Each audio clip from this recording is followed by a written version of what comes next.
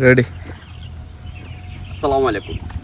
আমরা যারা প্রবাসীরা আছি তারা এতটুকু বিশ্বাস করে যারা দেশে মোটামুটি 15 থেকে 20,000 টাকা ইনকাম করে তারা প্রবাস যাওয়ার কোনো প্রশ্নই ওঠে না।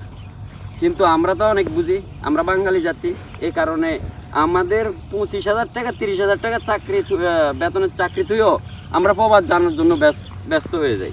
কিন্তু প্রবাস গিয়ে যে কত যে লঞ্চনা করতে হয় এটা হয়তো যারা গেছে তারা জানে। যত বড় শিক্ষিত লোকে হোক না কেন প্রবাস যায় যে কতটা লঞ্চনা হতে হয়। হিন্দিটা থোড়লি জানতে হয়, আরবি জানতে হয়, এরপরে ইংলিশ তো জানতেই হয়। তারপরও মাস শেষে কি বেতন আসে কি 40-50,000 টাকা। আর এটার জন্য যে একজনের অধীনে কতটা কষ্ট করতে হয় আমি এতটুকু আপনাদেরকে ধারণা দিতে পারি যে প্রবাসে 1 টাকা ইনকাম করতে যতটা পরিশ্রম হয় বাংলাদেশে 100 টাকা ইনকাম করতে এতটা